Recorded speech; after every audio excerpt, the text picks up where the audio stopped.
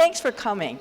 This is got to be the happiest event that the Alexandria Historical Society has every year, because we can say thank you and bravo. And we can say it not only to our awardees, but also to friends, family, and the rest of the historical community. The Historical Society is 49 years old, a lot younger than I am, so I guess that's not so old.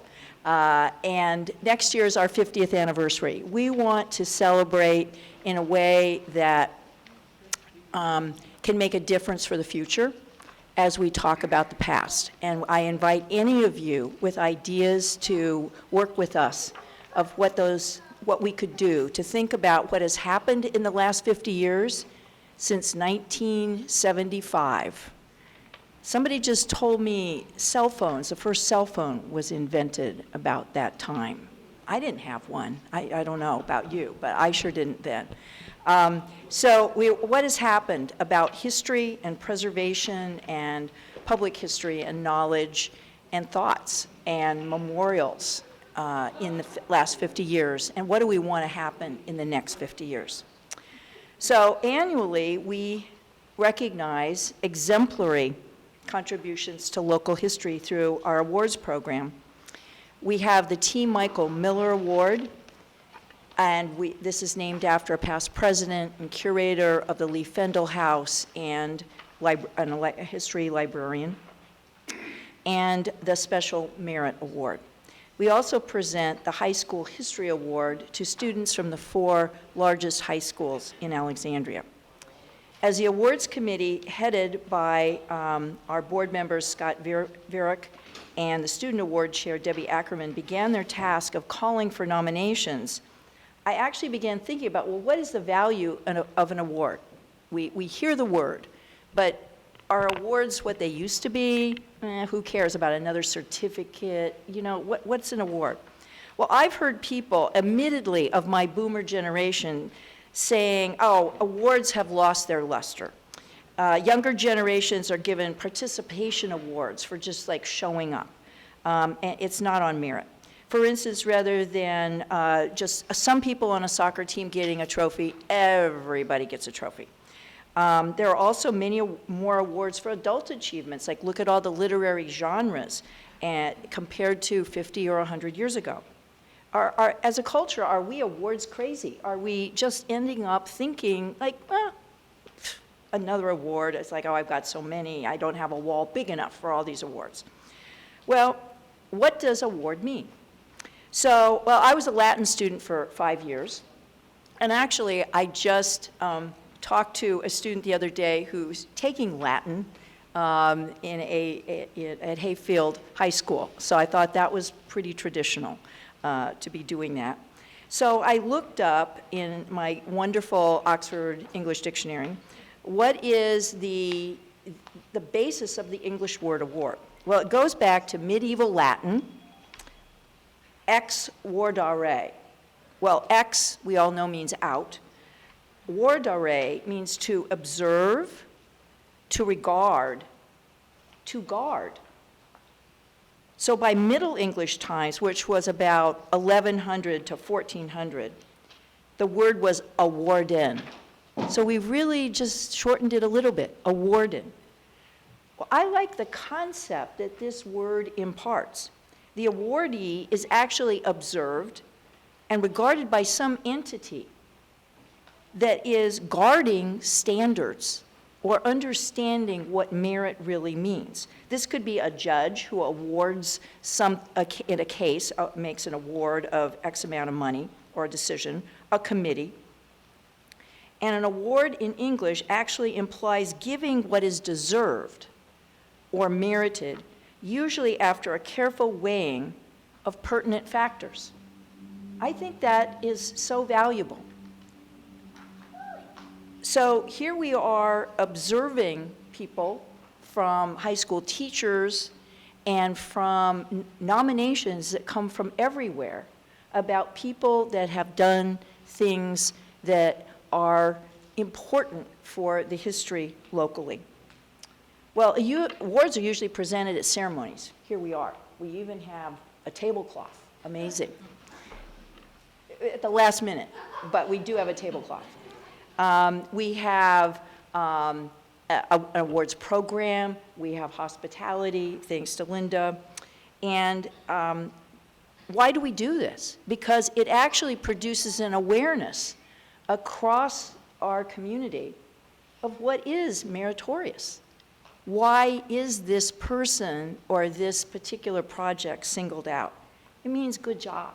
And we can all say, hey, this is a good job. It might motivate the person to do more, although the people that are awardees today are going to do more without an award because they care. And in some circles, in business, awards are given to increase competition, to improve sales, increase morale, further professional development. In schools, educators give awards to help self-esteem and motivate students to future endeavors. Well, this actually worked for me. I got an award in junior high. I still got it. I got it right in this box. Oh, well, you're important, so.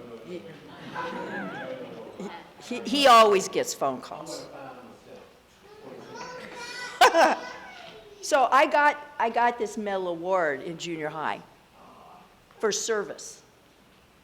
That was the first time I understood what the term service meant. And then in high school, I got this hefty medal thing for leadership and honor and scholarship. I don't know that any of those words was scholarship. Yeah, I kind of knew those words, but honor, even back then, I don't think we heard the word honor much. But you know what? I still have it today in the same box I got it in. It's still in the top drawer of my dresser. And somehow, after all those years moving from LA, I still got the crazy box with this big, hefty thing. And I remember getting it from these people that gave it to me, and I remember, whoa, this must be important.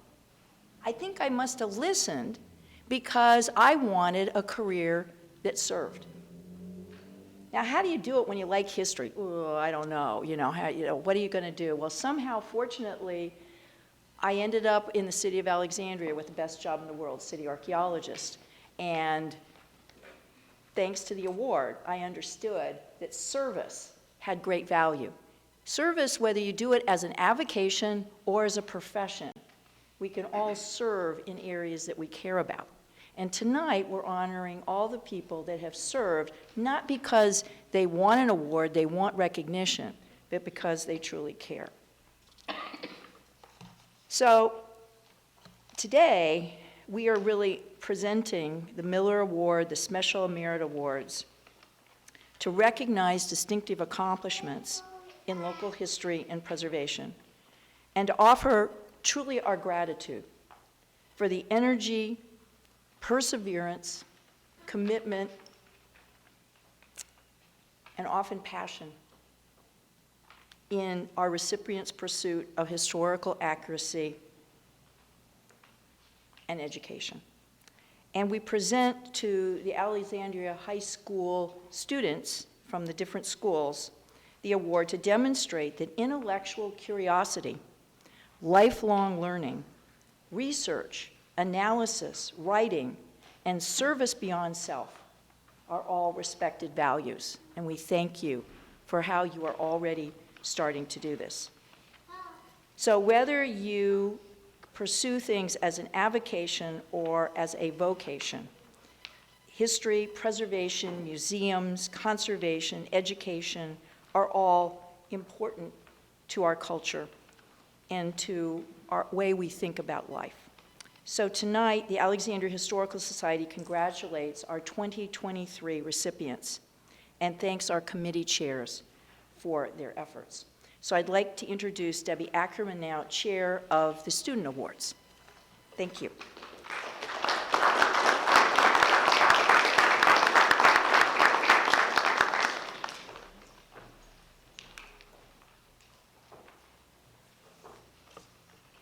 Good evening, everybody. Thank you so much for coming. This is my favorite event of the year. We work with some remarkable teachers and remarkable young people, so this is going to be a great evening. I took 4 years of Latin, not 5, and I can speak a little from Julius Caesar and quote Cicero, but I won't bore you. All righty.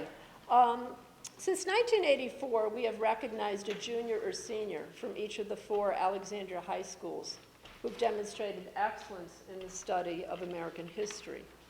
And the students tonight will each receive an engraved Jefferson Cup, a monetary award, a year membership to the Alexandria Historical Society, which includes our lectures, and an invitation to publish in the Chronicle, which is our biannual publication.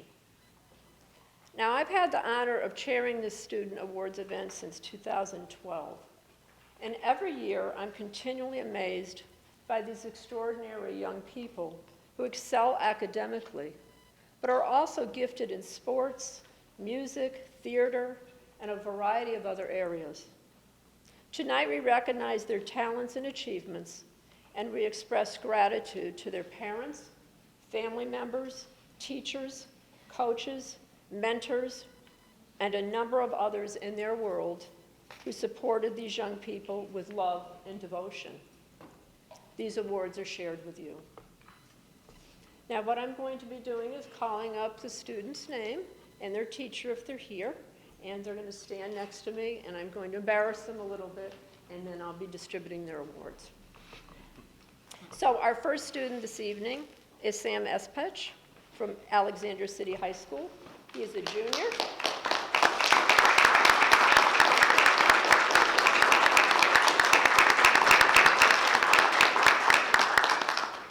And he was nominated by Philip Engel, his history teacher. Now, this past year, Mr. Engel taught Sam in a dual enrollment United States history course, and last year helped Sam work on the National History Day project. The topic was the bonus army. Sam has been an outstanding student since sophomore year when Sam took advanced placement world history.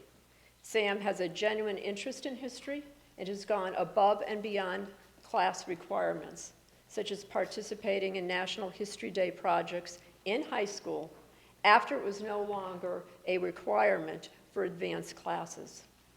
Mr. Engel adds that Sam performed extremely well in a dual enrollment United States history course, earning 6 college credits from NOVA during the junior year of high school. Sam had a 4.2 GPA at the beginning of junior year. Sam is an active participant in the orchestra and forensics team while working weekends at Bagel Uprising in Alexandria. Sam hopes to study humanities in college with an emphasis on political science/history or a related field. And as a student with a keen interest in history, Sam has taken part in National History Day competitions and last year won first place paper in the state of Virginia.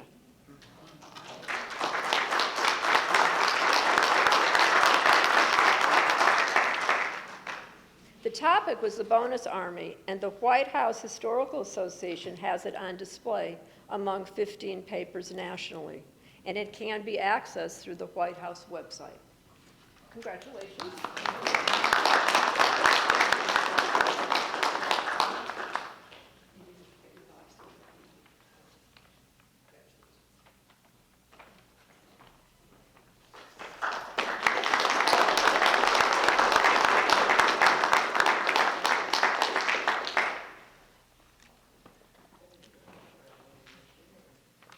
Our next student is Keating Gullett, a junior from Episcopal High School, who was nominated by her social studies teacher, Carolyn DeVoe.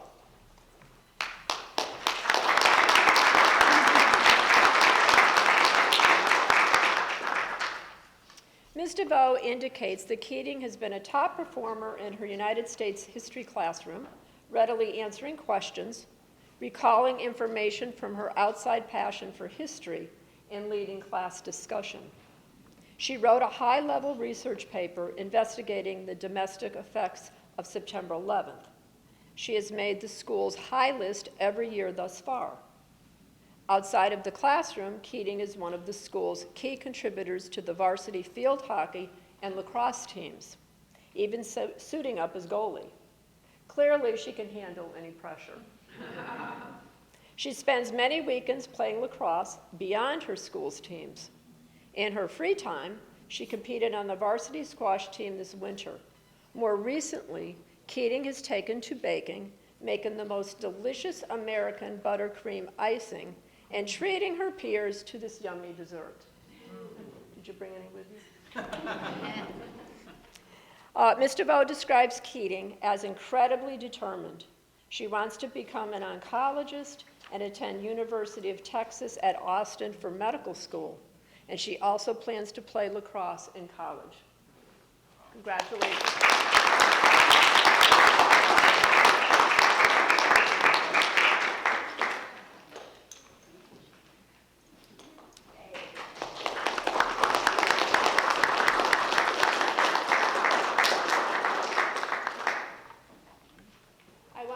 Ms. DeVoe has been one of the teachers that has been with us the whole time that we've been doing this, at least since I've been here. So 13, 14 years? I'm watching her get married, she's pregnant, it's like, I'll see you as a grandmother and I'll still be up here. All righty, our next student is Isaiah Fodden, and he's a junior at St. Stephen's and St. Agnes School.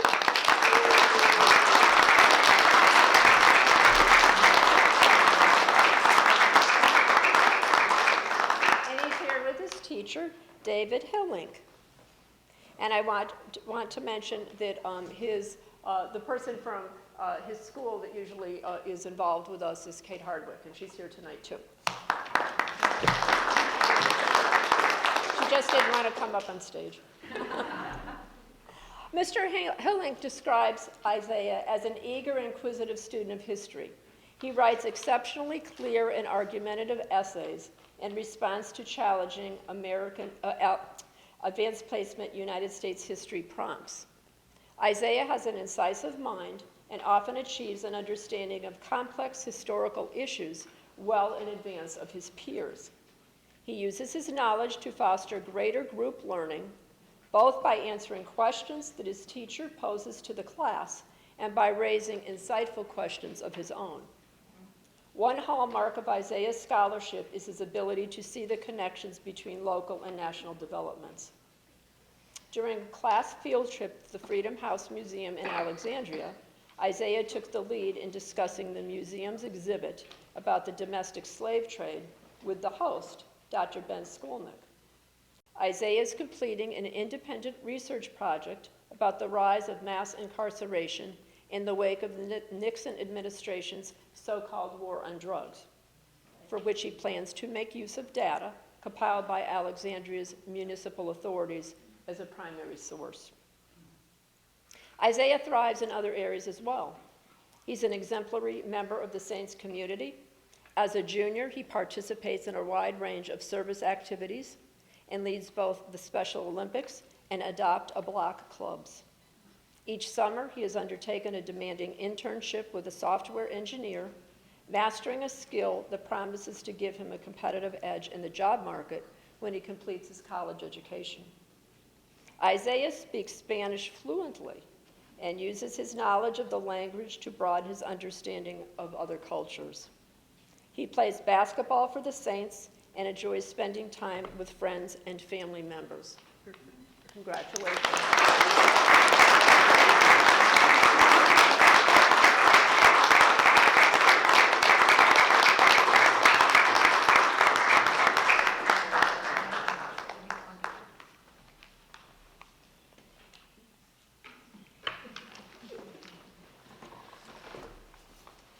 Our last student this evening is Aidan McNerney. He's a senior at Bishop Ireton High School, and he was nominated by Marie Markison, who is the chair of the Social Studies Department. Unfortunately, Aidan cannot be here tonight because he plays the clarinet and he has a concert this evening, so there is a conflict. But I'm still going to share the information with you about him. Pardon? Ms. Markison notes that Aidan is known throughout the social studies faculty as one of the most strongly motivated, sophisticated, intelligent, and analytical thinkers they have had the pleasure of teaching. Aiden's academic abilities are superlative. He has a quick and agile mind that masters concepts swiftly and applies them in creative and innovative ways. Ms. Markison describes that his sterling work ethic and commitment to personal excellence makes him extremely rewarding to teach. Never content with surface knowledge, he digs deep in class discussion, seeking to understand the underlying causes, effects, and meanings of historical and political events. In class, Aiden can always be relied upon to ask the question, to take the discussion to another critical level, or to make a point that was being overlooked. Eloquent and articulate, he takes his time and considers carefully before wading into conversation. But when he does, his classmates and teachers take note. Confident, firm, and convicted, Aiden isn't afraid to firmly but politely stand his ground in debate, without being aggressive or dismissive of others. He is an excellent classroom leader and an outstanding collaborative learner who demonstrates to his fellow students that he values their contributions and puts the good of the group first. When he graduates in May, he will have completed 11 advanced placement classes and 2 dual enrollment classes. He ranks in the top 1% of the class, and he's a member of the National Honor Society. Aiden was recognized by the College Board as an advanced placement scholar with distinction in July, and was named a National Merit semifinalist this past fall. Aiden is involved in a number of extracurricular activities. He's an active member of the Bishop Ireton Drama Program. He has been the lead in several productions and is a member of the International Thespian Society, serving as the chapter president. As a member of the Cappies team, he reviews and writes critiques of area high school performances. Aiden is first chair clarinet in the wind ensemble and has been a member of the ensemble since grade 9. He has taught himself also to play guitar and piano and has started writing his own songs. Additionally, Aiden is a deeply faithful and spiritual young man, participating in a number of service projects and is a member of campus ministry. He helps to run the retreat program for freshmen and sophomores. He volunteers at his church's food bank and serves as an altar server in his parish. Ms. Markison concludes her remarks about Aiden, stating that he is an exemplary student and admirable person. Congratulations.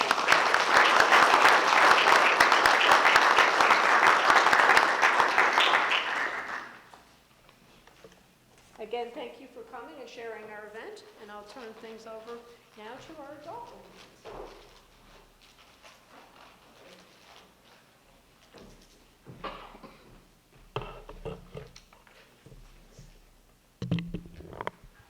I'm a little bit taller than Debbie, so I got to adjust the microphone.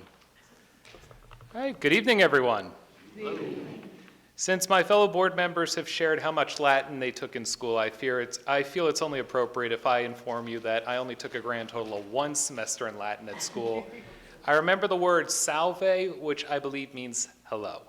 So, salve, everyone. So I might not have a good command of Latin, but that being said, I did grow up in the 1990s, which means I'm well aware of the famous historian and philosopher Homer Simpson, who once said, "If I could say a few words, I would be a better public speaker."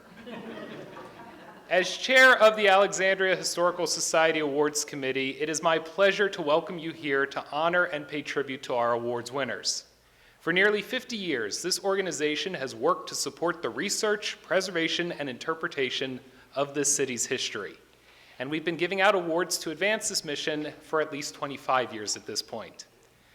The awards recognize the hard work that goes into the craft of history and the practice of preservation. As we all know, history isn't something that spontaneously appears in our history books.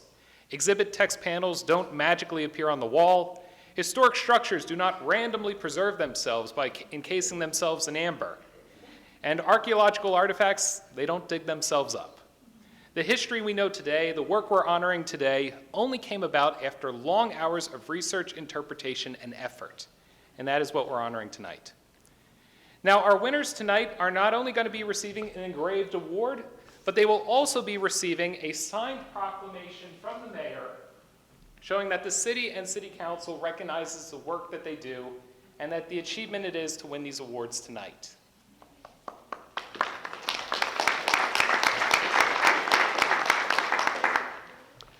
Our first award, the Special Merit Award, goes to an individual whose research has enhanced our knowledge of a key event in the city's past.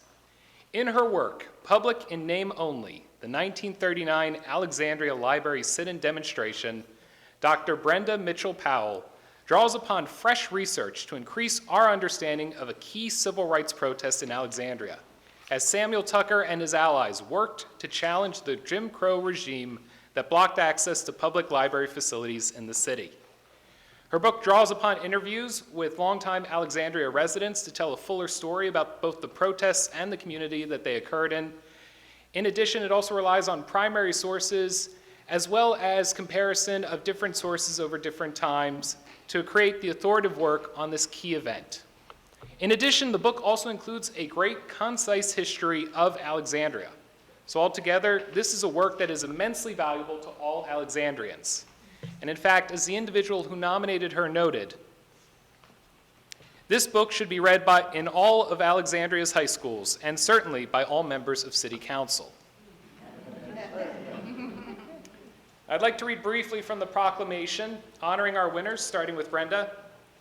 The award says, whereas Dr. Brenda Mitchell-Powell, through her research on the effort to desegregate Alexandria's libraries and her book, Public in Name Only, has enriched the city's understanding of this important part of its past and how the efforts of Samuel Tucker and others to integrate Alexandria influenced other civil rights efforts throughout the United States. Now, therefore, I, Justin M. Wilson, Mayor of the City of Alexandria, Virginia, and on behalf of the Alexandria City Council, do honor her. And in the City of Alexandria, I call this observance to the attention of all our citizens.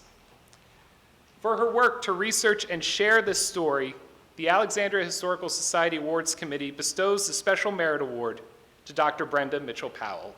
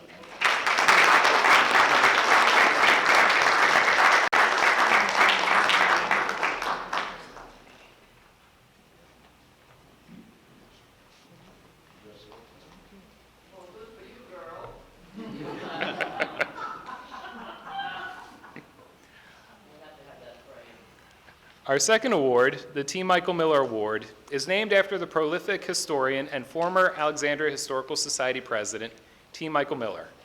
His lifetime of work to support the research, preservation, and interpretation of the city's history is an example to everyone. And like Miller, the two individuals we're honoring tonight with this award have given decades of service to the city. The first individual we're honoring tonight with the T. Michael Miller Award is a lifelong Alexandrian. Michael Johnson has been researching the history of the city with a particular focus on the Parker Gray High School and Douglas Memorial Cemetery, and he's worked to share his findings with the community. He's been a tireless advocate for Douglas Memorial Cemetery, and his efforts have yielded results including a quarterly newsletter, an oral history project, a friends group that he co-founded, and a major restoration effort for the cemetery. He's done all this while also working towards a history degree, serving multiple functions for the city, including several commissions. In fact, he serves on the Alexandria Archaeological Commission, where I'm proud to serve alongside him. As the proclamation from the mayor notes about Michael Johnson, whereas Michael Johnson, through his lifelong work as a community historian, including researching the history of Parker Gray High School, restoring and sharing the history of Douglas Memorial Cemetery, and his role as a founding member of the Friends of Douglas Cemetery and the Social Responsibility Group. Now, therefore, I, Justin M. Wilson, Mayor of the City of Alexandria, on behalf of the City Council, do hereby honor Michael Johnson with this award. You'll get there, you'll get there. So for his tireless research and advocacy work, the awards committee is proud to bestow the T. Michael Miller Award to Michael Johnson.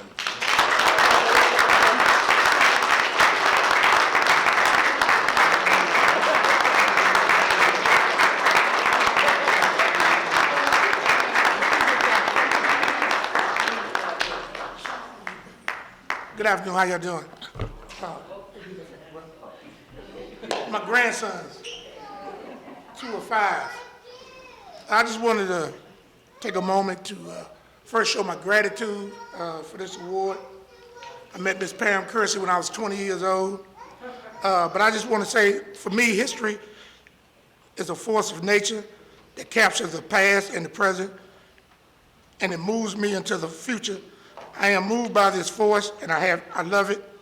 It's unstoppable energy. My research in Alexandria often uncovers an energy flow that has not always been positive, but my research shows African Americans marshal through their strength to create strong families, churches, businesses, and schools. The tireless efforts may not be in textbooks, but my ancestors and those ancestors of my community are pillars of support that has helped me to build the Alexandria that you see today. These ancestors nourished me and brought me into a vast community. What I would like to say is history is not here for you to like or dislike. The past is here for you to learn from it. I feel if history offends you, that's even better, because then it encourages you and me to think. When we think about history, you and I are much less likely to repeat it. History is not yours nor mine to erase. It belongs to all of us to build on. Thank you for recognizing me for my contributions to the Alexandria history and the work that we are doing in this community building, going through that process. Thanks again to my wife, my grandkids, and our children, and my special thanks to Mr. George Weber. Some of you may not know who Mr. George Weber is. He inspired me and T.C. Williams to even think about doing history. Another guy is Mr. Robert Dawkins. He did the African American Hall of Fame of the Charles Houston Rec Center. And without his work putting that exhibit together, a lot of our future kids wouldn't even know what their history were about. Dr. Elizabeth Clark Lewis, she was somewhere around, where's she at? Oh, back there, okay. Dr. Abner Moon, my professor at Coppin State. Last but not least, my sisters and brothers, who we know the struggle that we came through as kids growing up, but our parents told us to stay on the straight and narrow. My father grew up in Alexandria also, he was born here. My family go back to 1719 here. He couldn't get an education. He could only go to the 6th grade. My mother came out of rural Georgia. But what I'm speaking to today is about trauma that some of us have gone through, and we're trying to mend that trauma. So with all of us working together, making sure that we record the history the way it is. History is good and bad. We know that, right? We all need to pitch in to make sure that we build Alexandria and tell the story of all of Alexandria, not just part of it. Thank you.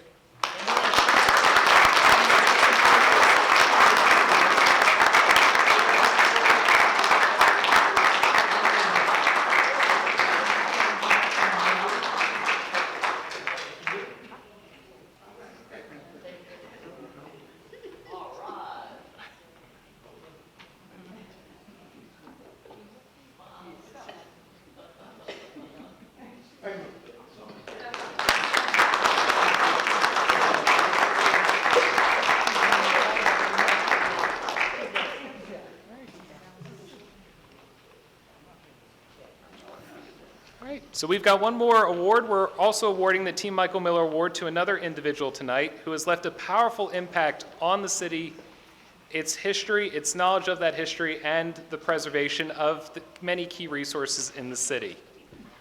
Over the course of his 29-year career as city architect, historic preservation manager, and as a member of the BAR staff with the City of Alexandria, Al Cox has played a major role in preserving this city's history, and he's not done yet.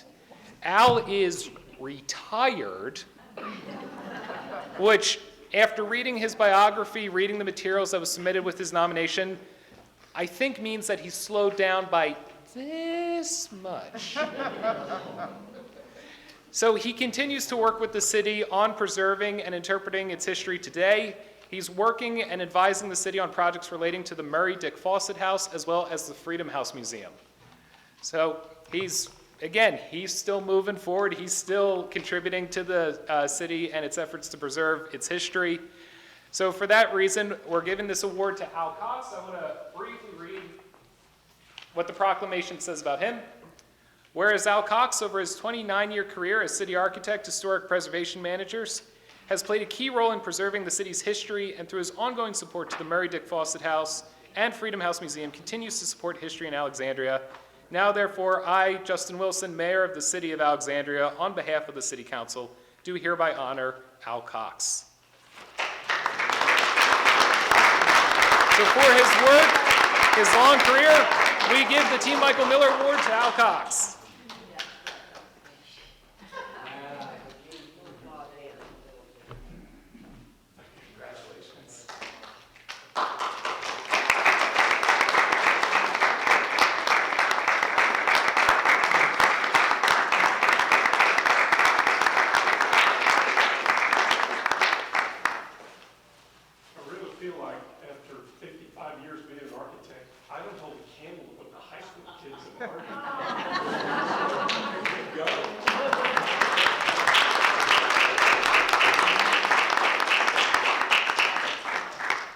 So before I step aside, I would also like to recognize the other two members of our awards committee, Catherine Weinrub and Patricia Walker. They helped me with the Herculean task of sorting through the nominations. We got so many wonderful nominations this year, so for all of you who submitted a nomination, thank you so much. If right now you're listening to these awards and you're thinking, well, what about so-and-so? What about this particular project? We'll be giving these awards out this exact same time next year, so start working on those nominations now. But again, my thanks to Catherine and Patricia for helping me with this process. I couldn't have done it without them, so again, thank you both so much. Before I give up the lectern, let's give one more round of applause to our winners tonight.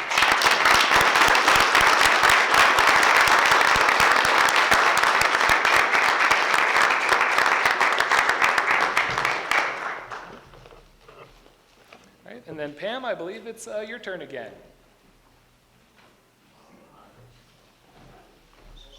Thank you. We've also expanded the criteria and topics for this award. So you don't have to write a book, and you don't have to totally redo buildings and save them. You might do a great exhibit. You might have collected important oral history. You may have collected amazing recipes. We don't know what you've done, but please tell us or someone else tell everyone what you have done, and we'd love to know about it. So on the occasion of our awards, we like to invite a speaker that's going to motivate. And we've had some good speakers. And actually, a lot of our awardees are very good speakers too, so they're very, very motivational. But I want to introduce you to Mr. Robert Nieweg. And Rob is from the National Trust for Historic Preservation. And you can see him on YouTube. You can see him a lot of places. And I think he's highly motivational. But he's inspirational, because we want people to understand the value of history and bring people at this particular award ceremony to talk about the value of the past. And what is fascinating about what Rob is doing as vice president at the National Trust, as senior vice president, not just a junior, no, senior vice president, the National Trust.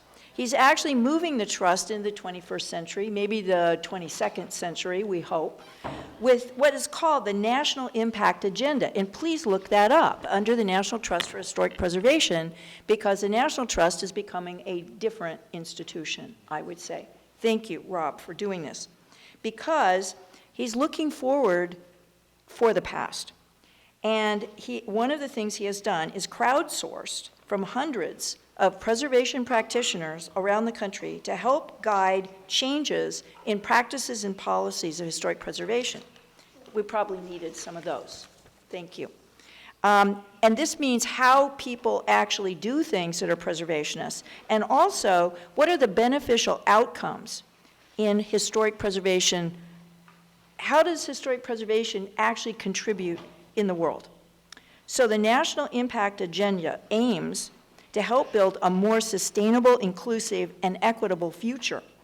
And so please look that up. And he's going to discuss the values underlying this agenda and draw upon his experiences as an advocate to help protect and preserve. So he's been involved in what to do about the tidal basin on the National Mall. Well, I certainly know the bathrooms needed help. They needed help, oh my gosh. And that was embarrassing, and that was a long time ago. That was awful. And also the James Wakasa Memorial at the Topaz World War II Japanese-American incarceration site. Also, how about Fort Monroe, right here in Virginia, Freedom Fortress National Monument? And get this, 25 historic restaurants across the country that are competing for major grants to help enhance their historic buildings and sustain their small businesses. This is all the stuff. National Trust is not just saving fancy column buildings, but we want to keep those too, absolutely. So I want to introduce you to Rob, and he's also going to, of course, call upon everybody who loves history to take up the cause for historic preservation. And we can all do that. We don't have to have it as the job. Every time there's something on agendas, there's things, let's do it before there's a crisis. Let's be preventive and get stuff noticeable and preserved, like Douglas Cemetery, where it's already had such problems. So please, I want you to welcome Rob Nieweg.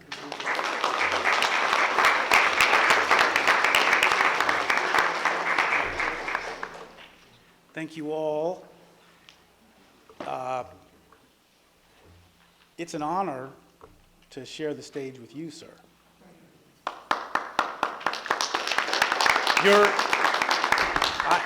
I hope I can share some thoughts that complement your inspirational remarks, sir. Thank you. So I'm from your jealous next-door neighbor, Arlington. I live in Dominion Hills. I was a young man in Arlington Forest, and I was born and was a child in Fairlington, just over the line there. I want to talk to you today about historic preservation and change. I want to talk to you about change in the preservation and interpretation of historic places, and I want to talk to you about change within the historic preservation movement and who leads, who shapes the future of historic places. I trace my own interest to primary source research, archival research, with my dad at the National Archives, looking into our own family. And then also going out with him to the cultural landscapes, the real places, the places where things happen. My dad and I researched our own family's involvement with the Civil War, my great-great-great-grandfather's service in the Home Guard, Union Home Guard. But I think it was that. I think it was middle school where I figured the connection between the power of story and place. I studied history, and I studied historic preservation, and my first job in historic preservation was on the Upper West Side of Manhattan. And it involved a grassroots campaign of volunteers and professionals seeking to preserve the Upper West Side, Central Park West Historic District. So in Alexandria, you're familiar with locally designated and therefore protected historic neighborhoods. This was one such thing in Upper West Side. I think 2,500 buildings, where this neighborhood, where these people decided that to manage change in their home neighborhood, they wanted to bring in historic preservation as regulation. We succeeded in getting that district designated. There are trophy buildings there along Central Park West, really remarkable pieces of architecture. But in the side streets are the homes of regular people, right? And so historic preservation turning the corner to care about people, regular people who live in regular homes. This is an example of that. After this process, I studied law. And since then, I've used my law degree, my experience as a lawyer, as a tool for historic preservation. So 30-some years later, the historic preservation movement, both volunteers and professionals, have collectively crowdsourced a set of goals. Not a strategic plan, but guidance for how historic preservation should get done today and into the future. And in many ways, it's making up for what historic preservation has failed to do over generations. The National Impact Agenda talks about changes to what places should be preserved, addressing underrepresented places and underrepresented stories. The National Impact Agenda calls for changes into how these places are interpreted. And I'll say to have a child cry at a historic preservation event is magic. Right? My own daughter's 22. So what is preserved, but also how places are preserved in order to tell the full American story and reap all the benefits of knowing the truth. But also this impact agenda talks about and calls for change in who leads historic preservation, who makes decisions. I want to talk to you about 5 places I care about and places that are beginning to reflect these changes. The first, and you knew it was coming, is the tidal basin. When was the last time you were at the tidal basin? Recently? This spring? You probably knew not to go there during the cherry blossoms. So, a nationally significant public place, right? This is our place. It's a cultural landscape. In 2010, the National Park Service asked thousands of visitors, why do you come to the tidal basin? And people come to soak in the commemoration and for quiet contemplation. Today, it is suffering from daily flooding. If you've been there at high tide, you cannot access the place. Imagine someone with limited mobility at high tide. You cannot be there. The place is suffering from overcrowding, poor circulation, outdated infrastructure. Where's Pam? And it needs a new model for interpretation. If you look at the great Americans there, you can imagine the fullness of a dialogue between Dr. King and others there. It's not taken advantage of.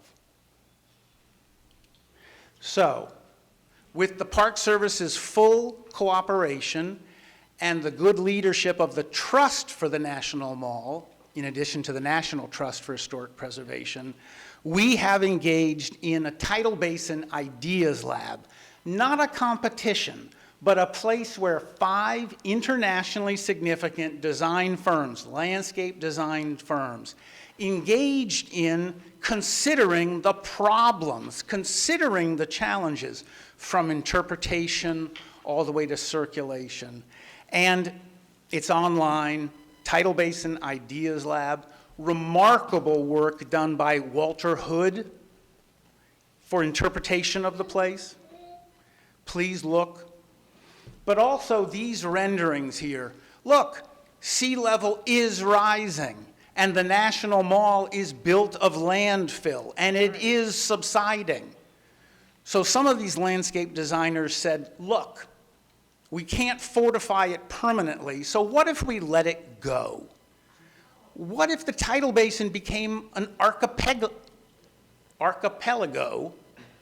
on which the islands survive those monuments? Who knows? It's bold, it's provocative, it pushes the thinking in the direction we need to go if we're going to adapt cultural landscapes like this for the future.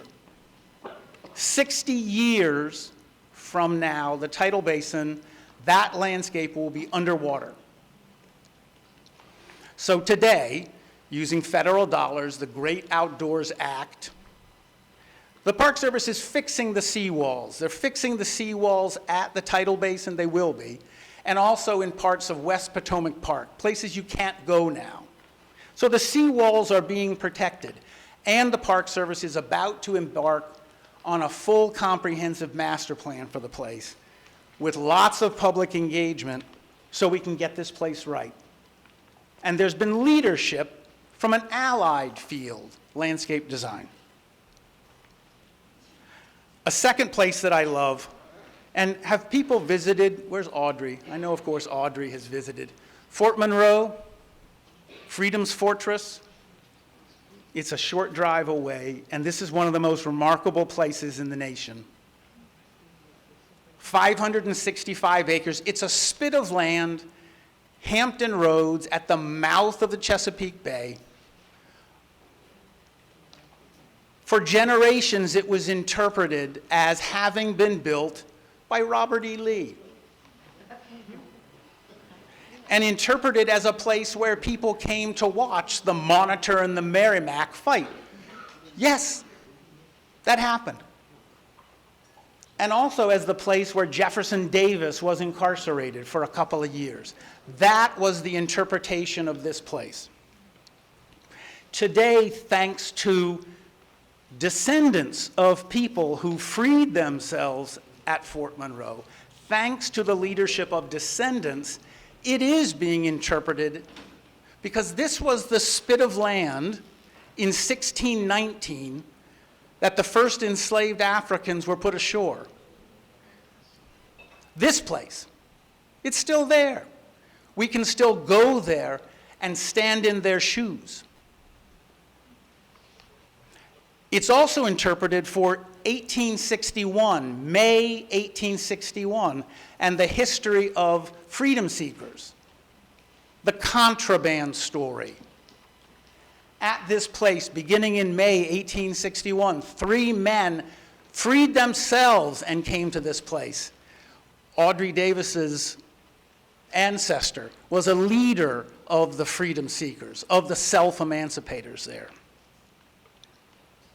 It was a shame for generations to fail to tell those stories.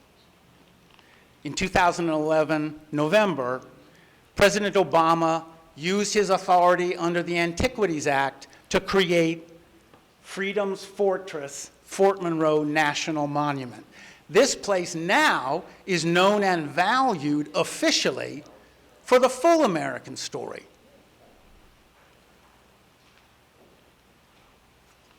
Another complicated chapter in American history. In remote Utah, 15 miles from the closest town, is the remains of Topaz War Relocation Center, an incarceration camp. 11,000 American citizens were processed here. Its peak population was 8,000 people. Children, women, men, the elderly, incarcerated here solely based upon race.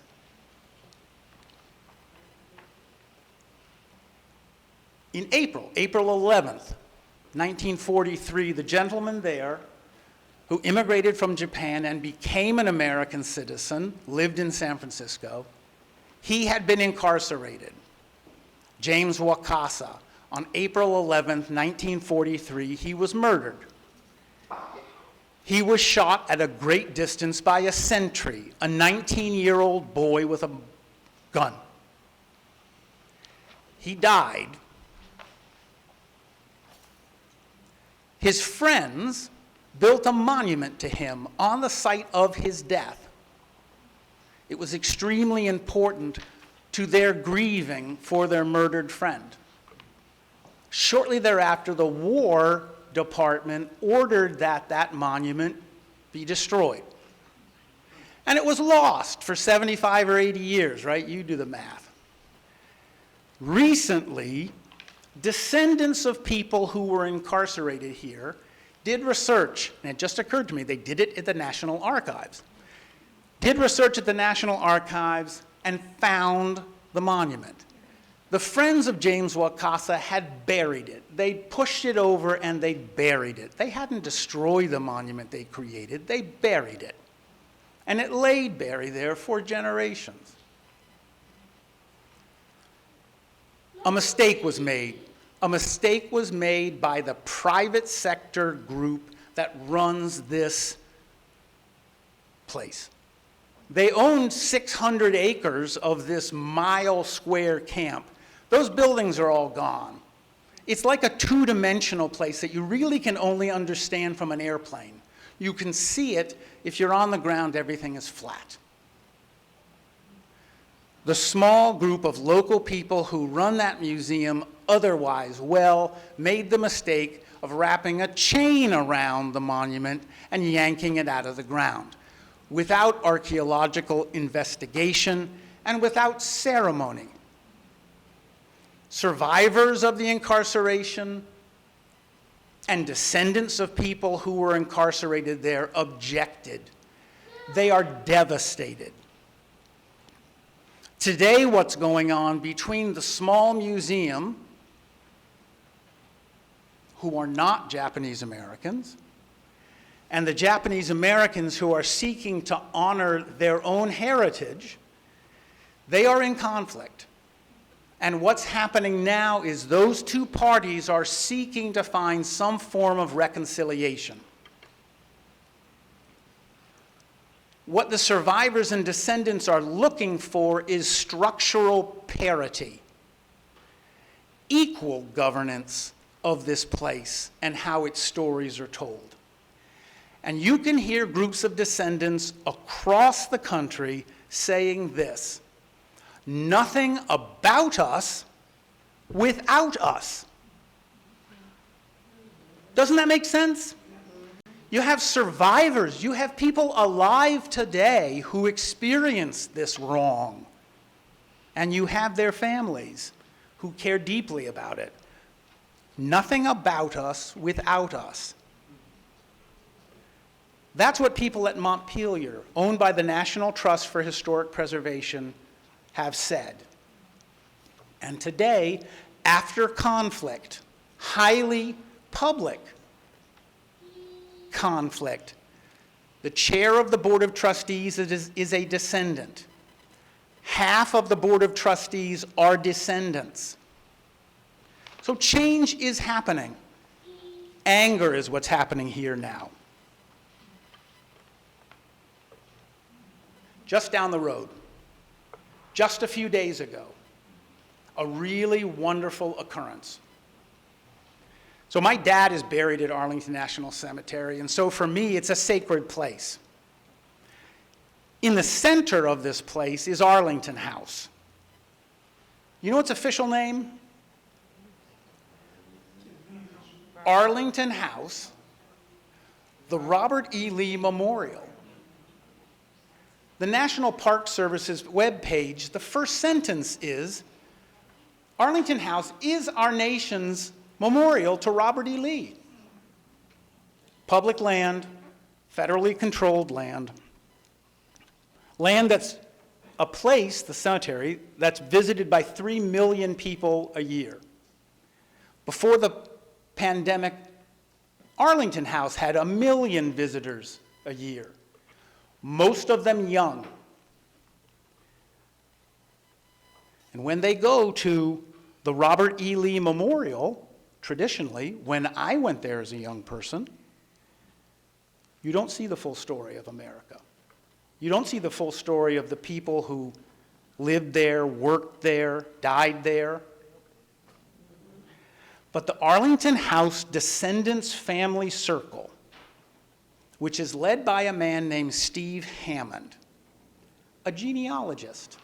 All praise to genealogists.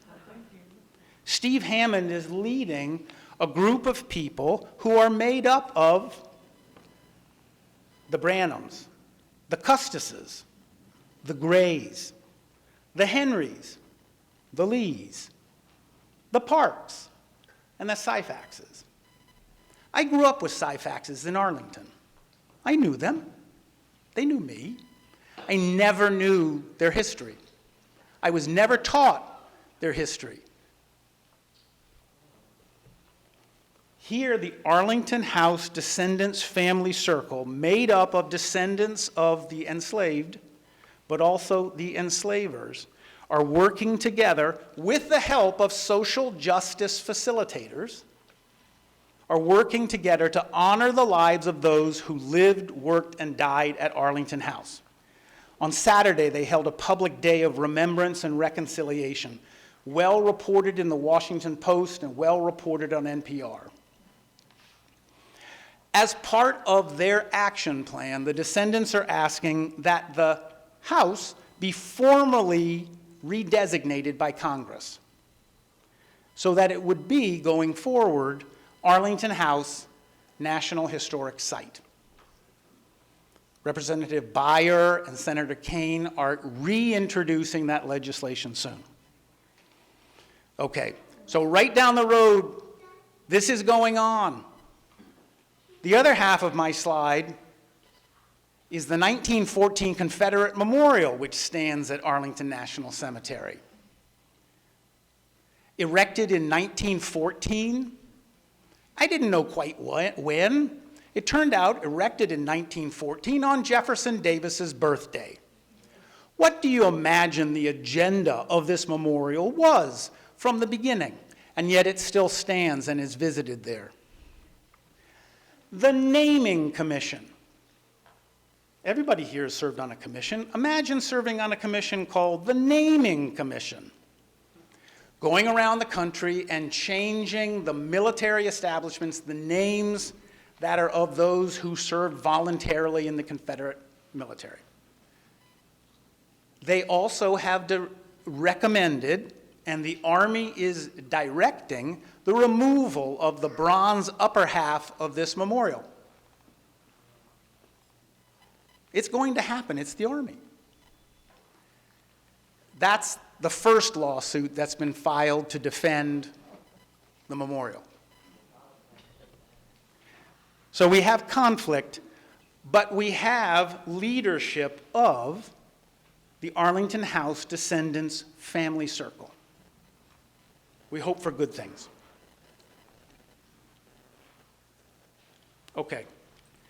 One last place, right? Restaurants.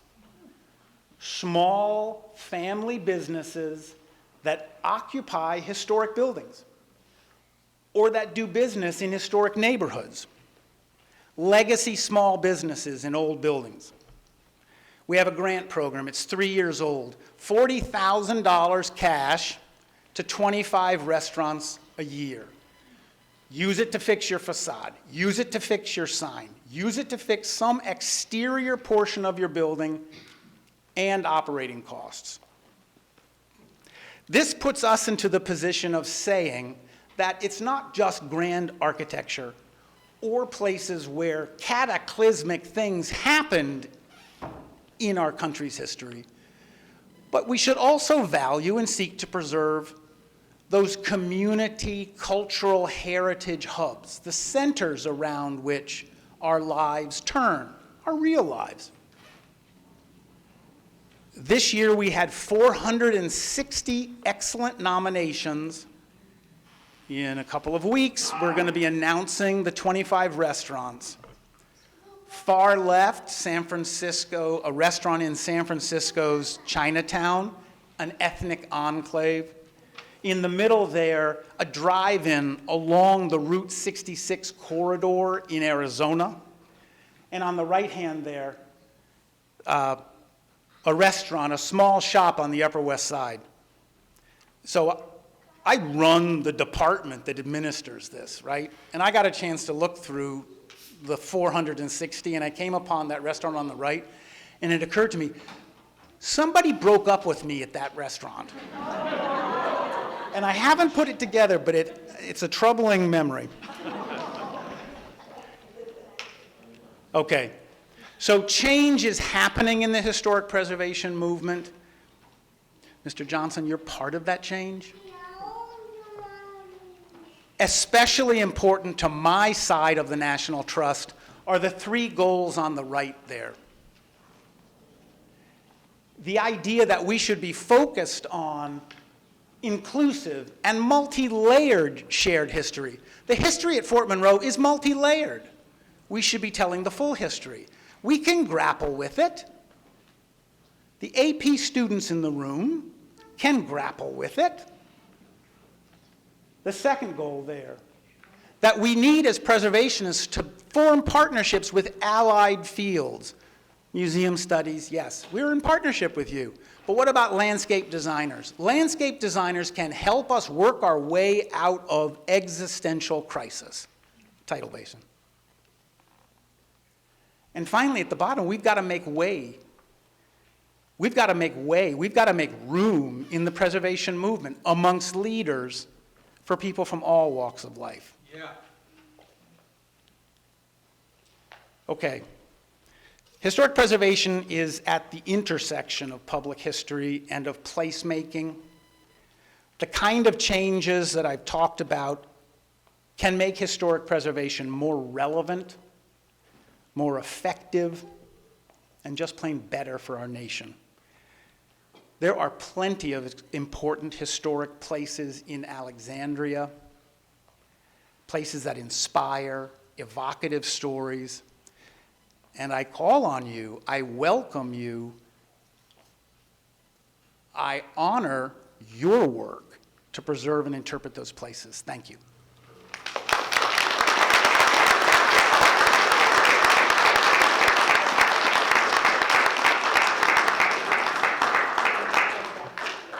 Sure. I am happy to take questions.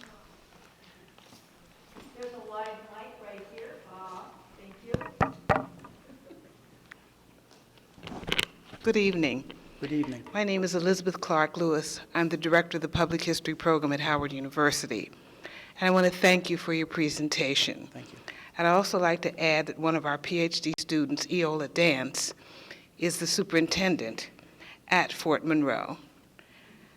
You have a former intern here from Arlington House. Dr. Moon was one of the first, along with Dr. Joy Kennard, who's now the superintendent at Tuskegee, to work at Arlington House in interpretation. I thank you for pointing out the complexity of history. That's what we do in public history, and my 42 MA, including Mr. Wilson, who's sitting there saying, not me. Put your hand up, Mr. Wilson, who did Alexandria history, as well as your colleague, Omar Eaton Martinez, who spoke to my class literally this semester. My dear colleague. Absolutely. I want to thank you for the work the National Trust is doing, and I'm on the board of the Trust for Public Land, TPL, and I think together as you're saying, these historic sites not only are being preserved, but the reinterpretation, though it is complex, it is critical work that we need to do in history and historians. And I would like to submit, much like the Nazi statues are reinterpreted in Germany, those statues don't have to be destroyed. They can be displayed in an environment that helps tell the story of the time. And so I think there is a way progressively to move those statues and to create an environment in which the story is being told. And I don't question if the country has the ability to do it. I just hope they have the strong will to create a history, as you said, that's inclusive, that's important, that's also imperative to the preservation of the past. Again, I thank you as a public historian, one of the founders of the Afro-American Historic and Genealogical Society, but more importantly, as a historian, for bringing out the complexity of these issues, but also showing that where there's complexity, there can be compromise and progress. Thank you again. Thank you.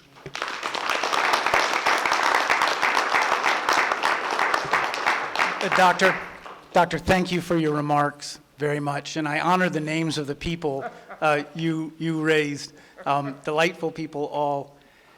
For me, the Arlington Cemetery circumstance, because it's federal, right? So many of the other Confederate monument controversies have happened on city land or state land. Here it's federal, and so we hope it's handled in a forthright and inclusive way. Thank you. Yes, sir. Good evening, everyone. My name is MacArthur Myers, and I'm a resident of Alexandria. And I also like to echo what the doctor said in your presentation as job well done. In this particular space, in this building, 1894, Frederick Douglass, 5 months before he passed, spoke in this room. In this room also was the Constitution of Virginia during the Civil War, and also 1864, 1870. We don't have to go far to understand your subject matter. Outside the door was the statue from 1889 to 2019. Gone. Don't have to go far. If you look at H. Rap Brown, the Band-Aid that he had on top of his head, across the street at the federal courthouse when they pushed him down the steps, received in Alexandria. I'm working on a project in Yorktown, Slabtown, and I'll talk with you afterwards offline, where the U.S. colored troops was established on that particular site as the Battle of Yorktown and the Battle of Williamsburg, where the brothers were saying to the Union soldier, why y'all trying to go this way? Come on through the cut, and took them around the back way. So that's the essence of their story until they embellished in the 60s the Yorktown battlefield. So now I'm trying to work with them to include that story and enhance, again, like you say, the architecture and the landscaping. Recently, now sit down, recently they just found 330 more graves on there. I'm saying, why are you surprised? It's a battlefield. It was the battlefield of Yorktown, which began what we call the beacon of the light of America. Mm-hmm. Then it became an affirmation battlefield during the Civil War. So that's hollow ground across the board as a nation. So anyway, I just want to thank you, and I would like to talk with you offline. Oh, I look forward to it, sir. Thank you. Yeah.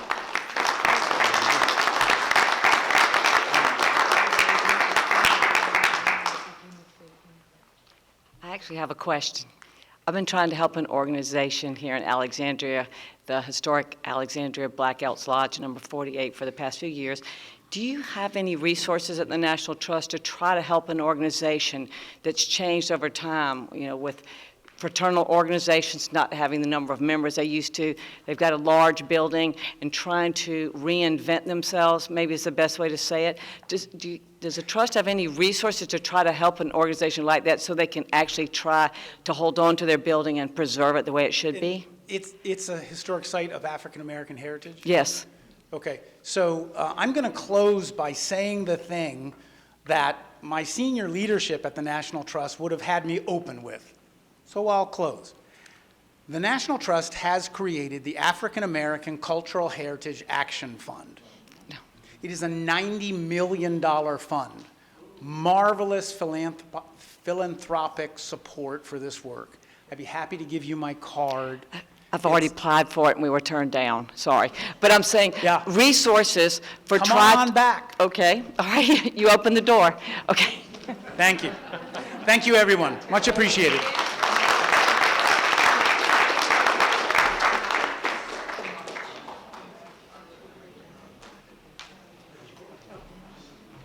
What a great community night. What a great neighbor, even from Arlington. And he said, like, yeah, we got a lot of history over here. And it's like, yeah. But you do have more of those 20th century garden apartments, I think, yes, all of which are significant. So tonight is always the largest number of people we have at our meetings, because being with family and friends and the people that are being honored is a pleasure to be here, even though I know it's very hard to find a parking place. So thank you for that. Thank you for having children here that have been able to go through all of this.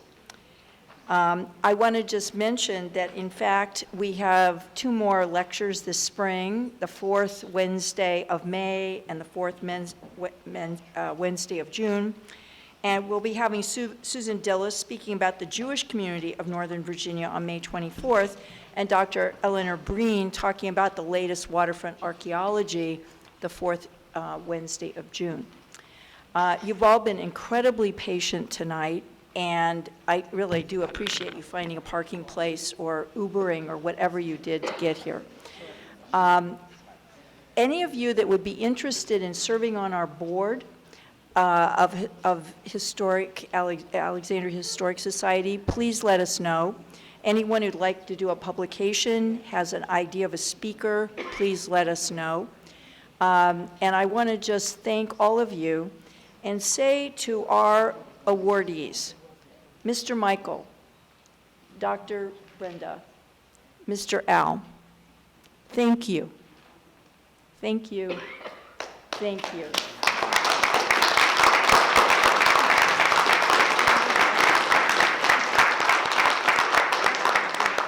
Each of you are dealing with places, and where there are stories behind these places, and maybe, Al, you deal with the fabric, and Dr. Brenda, you deal with the story and the context behind all this.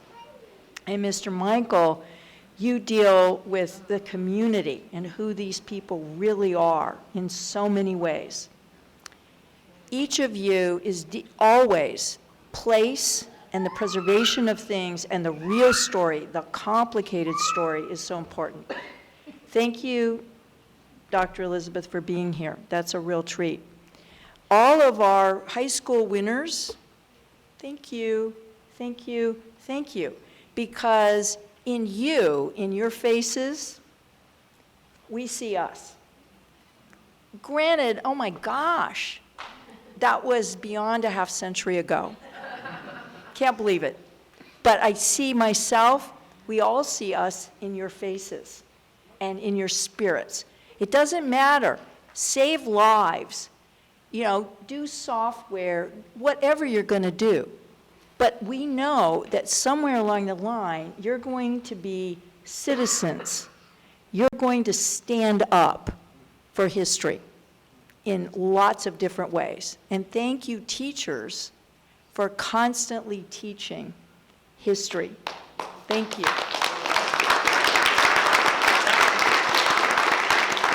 Yes, ma'am. At 10 o'clock tonight, Iconic America's premiering David Rubenstein's doing his own show. So, Catherine, he's doing Fenway Park tonight. I don't know how many is going to be in the series, but I went to a preview last night and it's something that we missed. It's at 10 o'clock tonight it starts. Well, David Rubenstein is a treasure, and he's saving our treasures. So we have, I actually think, cookies over there. We have sugar. And Catherine, did you want to say something? One final photograph of all the winners up here, please. Thank you. Good night. Thank you for coming.